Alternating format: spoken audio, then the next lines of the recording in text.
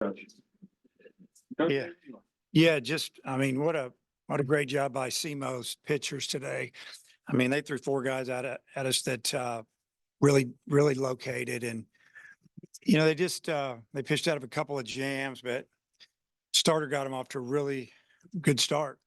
Just throwing strikes and giving their guys an opportunity to get a lead. And probably the tough one for us is we're down 6-1, and we had a leadoff single and a double in the seventh.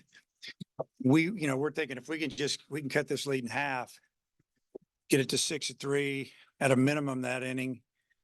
They bring in a reliever, and he gets a ground ball to third, and a pop up, and another ground ball, and we don't score. That was difficult. Because but you got to give them credit. They pitched us good. They kept us off balance. A lot of off speed, especially the first guy, Wilma, I think is how you pronounce it. But I mean, he threw against us the other day. He was pretty good. So we'd seen him. But he was better today, obviously. And he stepped it up, and congratulations to Andy and those guys get a chance to continue on. All right, with Kendall and Peyton here, we'll go questions for the student athletes first. Go ahead, Bob. Yeah, I guess for both guys, Kendall and then Peyton. Yeah, Dave mentioned Wilma, and on the board, it looked like a lot of those curves were like in the 60s. And I think he said they were wanting to throw even slower because obviously you guys don't see pitching like that probably much. I mean, how tough was he, and especially that slow curve he was throwing? Yeah, he did a really good job. He flipped that curveball in. He could flip it for a strike. He could bury it. Complimented his heater, even the slider, really well. So hats off to him. He did a good job. Yeah, I mean, same thing Kendall said. Mixed well, and with a big difference in speeds like that, you see the off speed and it's super slow, and then the fastball looks harder. So he mixed well, and credit to him. And you guys have been so good most of the season, especially here at home. Just I guess how big a shock is it that you're going 1-2 at home when I think coming in you were 33-3 here? Maybe everybody could take that if you want to. Yeah, I mean, it's always shocking when you want to go out there and win and you don't. We just fighting and wanted to keep playing for as long as we could. And I'm just really grateful for this year, Coach Van Horn, my teammates, and it's congratulations to SEMO. Do you guys mind taking that too? And just, I guess how tough it is to lose at home when you've been so good at home all year, and then, how disappointing it is. Yeah, man, it sucks. Gave it all we had, but like P said, congrats to SEMO. They played a good game, man. I love every single one of these guys. Appreciate all the coaches, whole program, everything they've done. Obviously wish for a different outcome, but obviously that didn't happen. With last night's close loss and then the quick turnaround, just how tough was it to fall behind early today and kind of have SEMO land the first punch there in the first inning? I mean, it's really no excuses. We've played a lot of games on a Saturday, late night, long night, and you get up Sunday on a weekend series and you play that morning, that afternoon, you got to get up early. So, we've kind of been doing it all year, so I really wouldn't say it was like a struggle or anything. But yeah, they got up ahead. I thought Gage threw the ball well. They can really swing it, and they put together some good at bats, and so hats off to them. You guys talked about Wilma being better today, but what specifically can you maybe point to that he did differently today compared to when y'all saw him on Friday? I think just like his whole repertoire was working a lot better. He had the fastball, slider, curveball. Really liked that curveball today. I thought it was a lot better than it was the other day. And it was obviously tough in the moment, but you guys been here a long time, won a lot of games, won conference championships, divisions. I guess went to Omaha in 2022. Just maybe when a little time passes, do you think you'll be able to put in perspective the careers and all this and the stuff this year too? A great year, just disappointing ending. Just how would you sum it up? It's obviously not how you want it to end, but overall, it's a pretty good year.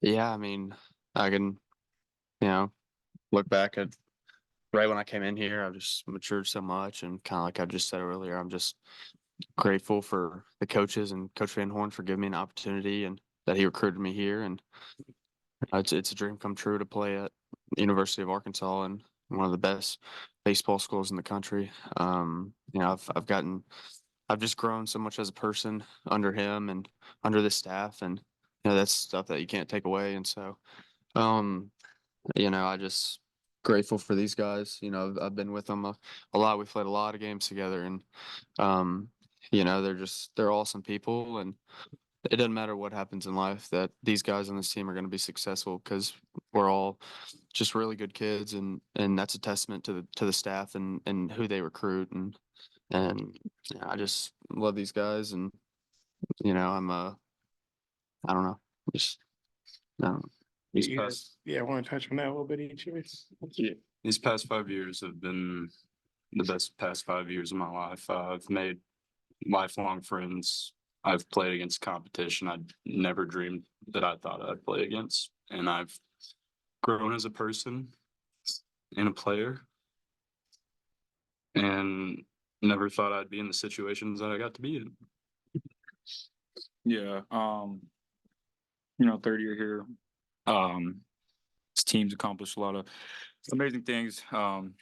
Looking back, I think, like they both mentioned, just being able to meet lifelong people, people, I look at as family. I'm just super proud of all these guys, man. And obviously it was a little very disappointing this year. Especially, third year captain. I don't know, you just wish you could do more, but forever be grateful for all the opportunities, coaches, everything. And be, a hog for life, man. Guys, we appreciate you. We're proud of you.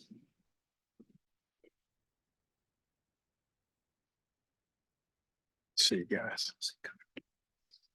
Take questions, Coach. Go ahead, Bob. Yeah, Dave, Andy was just in here and he said, I don't know if he said he had kind of tears behind his sunglasses. Obviously, it means a big thing for him to beat Arkansas, to beat you. How much respect should just kind of as disappointing as that was, just how is there a part of you that's, proud of Andy? Well, I've been proud of Andy ever since he, played for me a long time ago. And, we went off and well, then he coached with us a little bit and then helped him get a job. I didn't know if he was going to make a career of it. I thought he was extremely intelligent. He's a great student. He was a catcher. He didn't play all the time his last year when I got the job there in Nebraska.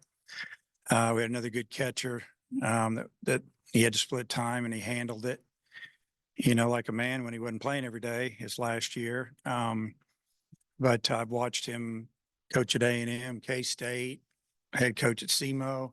He's done a great job. I don't know, just excited for him and his family that, that it's worked out as his whole career. And then I know we talk all the time about baseball is crazy, especially in the postseason. But you guys were so dominant at home, 33-3, and then to lose these last two. I know you were technically the road team, but obviously you're in your home ballpark. Just how do you explain something like that? Well, we didn't pitch very good. I mean, that was pretty obvious the last month. It's we had two of our, we were rolling pretty good early. You got bing, bang, boom. You got 1, 2, 3. You got two lefts and a right, and they're all going to give you innings. They're all experienced. And then all of a sudden you can see a little crack in the armor. One got wild. One's always having issues with his arm. I mean, it was just boom. And the steady was Smith. Smith was the guy. He was the rock. He carried us the whole season. That guy carried us. And, I just think that, the pitch had got a little tired. Offense was been a roller coaster all year. It's, whether it's a shoulder injury or, bad start for different players and, you know, we had to fight for so many wins. You just go back and look at our scores. I'm going to say in the SEC, we had played 15 to 18 games. Win or lose by less than 3 runs. Everything was tight. We didn't blow anybody out. They didn't blow us out. A lot of 5-4, 3-2. I mean, it was stressful. And, you know, I think maybe you just beat us up a little bit mentally. You know, by the time we got done at A&M, I was hoping that, you know, we'd recover a little bit. I thought we had. We hit at the tournament. We didn't pitch good at the tournament at all. I mean, we gave up 9 runs and I don't know how many else, but we came back, rested, and we swung the bat so good on Friday. We swung it really well yesterday, left 13 out there. And then today it looked like we were exhausted. You know, I didn't really know what to do or say, you know, but I think SEMO just did a tremendous job of pitching to us today. And, you know, but it's been a battle. And I would say that's probably when you don't pitch good, you don't have a chance. I mean, because the pressure of hitting this type of pitching day in and day out, you've got to stop people. And we struggled a little bit the last few weeks. Dave, you mentioned the 8th inning in your opening, but also in the 5th, you know, Peyton had just hit the home run. Y'all loaded the bases, had Hudson White up, and then didn't get any, and then they hit the home run in the very next half. And just kind of how big of a moment was that? Did that maybe suck a little energy out of the dugout? Yeah, it did. I mean, you got to give them credit. You know, they bring in the lefty and he goes 3-0 with the bases loaded. And we throws one right there for a strike, and then 3-1, he's got the green light to go and took it. And it was a borderline pitch, but he called it a strike. He's thrown 5 fastballs in a row, and you know what he threw? A changeup. 82 miles an hour from 89. Hit it off the end of the bat.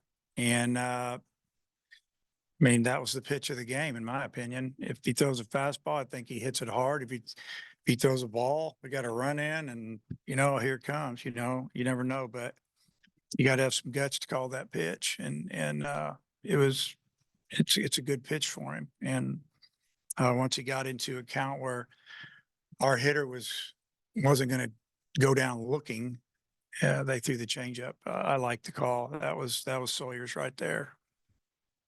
And this may be a tough question to answer in this moment, but I'm curious how you balance maybe the regular season success and then with the disappointing ends to the last 2 seasons when it comes to you know, decisions you have to make this offseason. Yeah. Well, I don't think there's a lot of decisions we have to make this offseason. We're going to lose almost all our players again for the 3rd year in a row, really since 21. We've had to almost start over. You know, you have a couple of freshmen and maybe 1 or 2 sophomores that have shown some stuff, but I mean, we've lost our complete outfield again. They'll all be gone.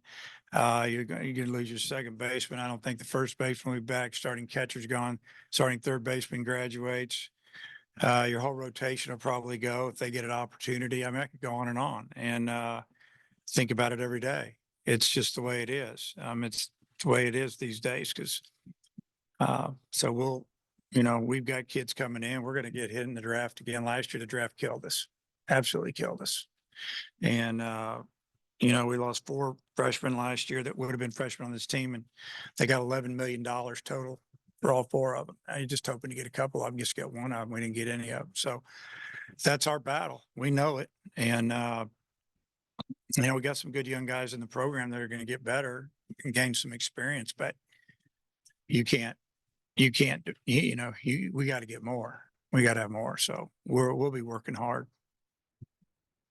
What changed for Gage in the 4th inning when it kind of lost it a little bit there?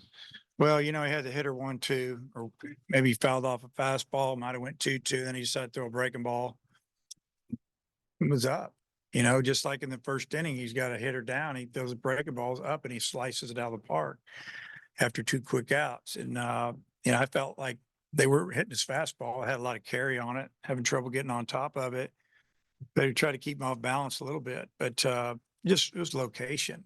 He was located pretty good. Thought his stuff was pretty good. Just you got to come up with one more pitch for him, a little more of that off speed pitch. Changeup's not bad to the lefties, but you got to have more of a slider cutter type pitch that can be a go-to pitch to go along with that 92, 95 mile an hour fastball that he has. And hopefully next year we'll have that for him. No, we've talked about Hagen a lot this season, but now that it's come to an end, just what can you say about his impact, not only this year, just on the program as a whole? And have you had any talks with him yet? Just with the season kind of coming to an end right now. Well, my thought on him is he's one of the best pitchers I've ever had, and he's such a difference maker for our team. Just without him, pretty much taking us 5, 6, 7 innings in game 1 of every SEC series, and giving us an opportunity to save our bullpen. And most of the time we end up winning that game. We'd find a way to win another game. Swept a few series here. I mean, you take him off our team and we're just really average.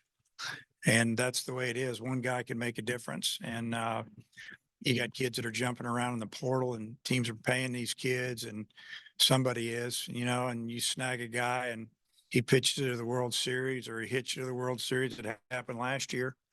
And there's some of that going on. I mean, it's about who can get a break now and get an older kid to come in here and fill in. And I mean, I look at SEMO's team. That's one of the oldest teams we played all year by a lot. Right fielder's 24 years old, a couple 23-year-olds, 22-year-old. Now they have a freshman playing second base that hit a home run today, and that's rare these days, especially in the mid majors. They've been really old, and that's what you get. But yeah, you take Hagen Smith away from us, and we're just pretty average. We fielded the ball really good this year. I think we probably fielded 982, which is probably in the top 3 or 4 in the country. We didn't make very many mistakes. 3/4 of the season, we didn't walk anybody. And that's why we won a lot of games. We just played really solid baseball. We weren't real exciting to watch, so to speak, all the time, unless you like pitching and defense. But that's what we had. And I mean, that outfield we lost off that 23 team. I mean, Jared Wagner in left, Josenberger, Borfin. You got a left, right, and a switch, and they can all hit it over your head. And they can all play defense. And the outfield this year, they all hit 7, 8, 9 in the order. A lot of them. Very rare. Usually those guys are going to be middle of the order, and we got to get that right. So we're working on it. I could go on and on about personnel and what we got to do for the future, because my mind's already hitting there, and it never really leaves there. It leaves there to come to the field and practice, play games. But I mean, you got to look down the road a year or two. But Hagen Smith, I have talked with him, and he's going to be a high first round pick. So to speak. I think the hay was in the barn, even though his last couple outings weren't great. If he'd have had 2 great outings, it might have messed up some people, but I think he'll be one of the top 10 picks. Could be second, third, could have been first, might be 5th or 6th, probably would be my guess. And I honestly just think he ran out of gas, even though we rested him a lot this year. We kept an inning back from him. We were hoping to get it last night. Didn't happen. You just don't see a big looping curve like that very often. Yeah. How much of that play in it? It's just so rare. Yeah, you don't see too many curveballs in the low mid 60s. Usually the lowest one you'll see might be 70, 71, 72.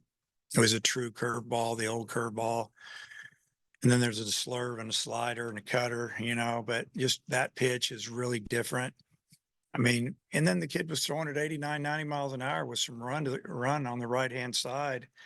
It's like Stovall said, it makes it look a little harder than it is when you're kind of trying to sit on that thing a little bit. And, you have to guess, and then he throws you the fastball, so you can't swing. And if you're guessing fastball and you get the breaking ball, you can still get you a swing or 2 out of it, and he did. And we lined out the left field. We were running a runner on a play with 2 outs. We lined out to center. I mean, McLaughlin hit him twice hard and didn't get a break. And then the worst ball he hits all day gets a single. I mean, that's the way the game works sometimes. So, yeah. Andy actually credited his pitching coach for that changeup. Yeah. He See, I did. mean, I'm sure you guys asked him about it. A lot of people probably don't know what pitch it was. They just come to watch baseball, but I was like, wow, you just threw a changeup. And I can remember doing that many a time against teams that were powerful in situations like that. He might have been part of one of those teams. And sometimes you got to do it. You give up a walk compared to giving up a grand slam or bases clearing double. And that was a good call. He said the other day that the fact that you admitted that you rode him like a mule that one year, maybe like propelled him. Like, is that, I don't know, what it mean to you to maybe set his career in motion doing that? Yeah. Yeah. My wife gave me a hard time about that the other night when she read that, but that's Andy. You know, Andy's really funny, kind of dry sense of humor.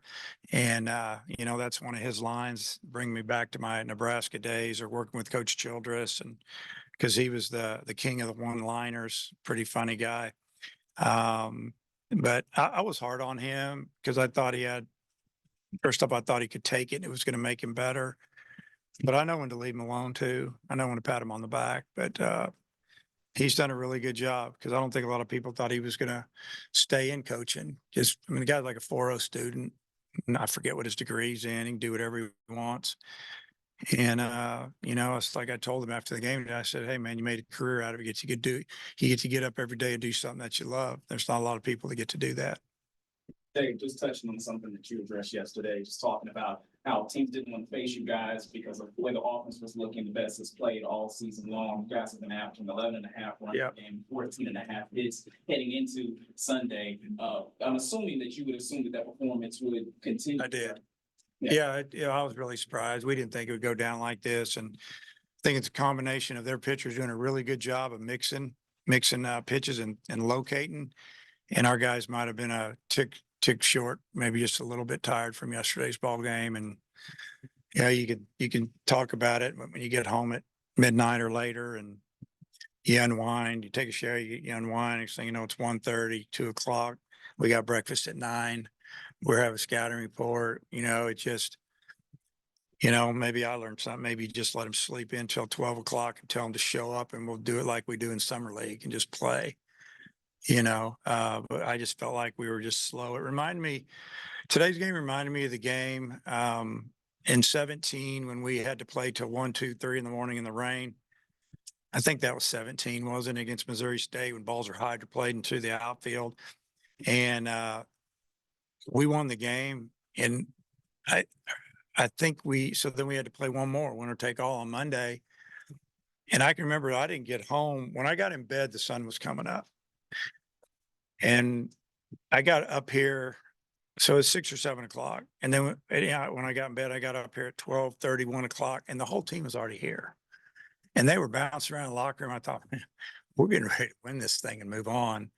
And it just didn't happen. We couldn't hit.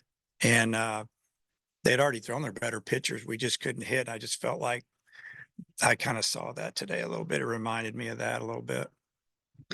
Dave, going back to thinking about the future, you mentioned the up and down nature of the offense all year. Would you consider like a philosophical change with the offense, and how confident are you that, you know, Coach Thompson can lead Yeah. it, turn around? You know, he's ate up with the offense and analytics, and he really tries to train a swing. He does a great job. Probably no one works harder than him at it. You can always make adjustments, you know, and a lot of times I think what you're talking about is maybe a little bit more of an approach. Really, in my opinion, that's always important to do that. But we got to get a little better athlete. You know, we can't just have 8 guys that hit homers. I like guys that hit doubles and I like guys that hit homers, but you got to have some guys that can run too. And you got to be able to create some offense the days the wind's blowing in or they're really good on the mound and you're having trouble making contact. And that's something that we want to do. And we're trying to get the right players. You know, the 4 guys that we lost last year that were high school kids, those kids could all really run and they could hit and play.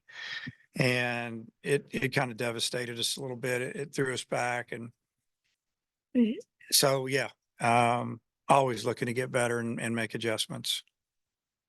And Dave, on a tough day, was that kind of nice moment for you put Parker rolling up, giving him a bat, then he hits it out. I mean, I know it didn't win the game for you or anything. Was that kind of a nice Yeah. moment for a guy, older guy? So I don't want you to think that I just put Parker in because, I thought the game was over because I didn't. The left-hander just finished up throwing to Helfrich. He didn't hit him. Helfrich has been really good, had some really good at-bats against lefties this year. Started him to try to give White a chance to rest his legs so he could catch game 2 because I was planning on playing tonight. And once Helfrich, I had Roland getting ready to hit in like the 5th, and then they brought the lefty in. So I know he's a switch hitter, but I like him a lot better left-handed when he hits left-handed. So I let Helfrich hit again. And then obviously after he got his last at bat, I thought I'm just going to let Roland catch the next couple innings because I really felt like I knew who they were going to finish the game with pretty much, a couple of righties. And I did have a nice moment with him just a few minutes before he came up here. And I said, hey, man, I really enjoyed your last swing of your career. Yeah, it was good, and that's his first home run. This guy was our starting catcher last year on a team that won the SEC. And he didn't catch this year for us because we had other guys that were more talented. But we've had a few meetings throughout the season. It's tough when you got younger guys playing in front of older guys or guys that played before. And I knew this was the way it was going to be, but he kept a great attitude and, I thought he could help us with the bat and he did. Much appreciate you. Thank you. Okay, man.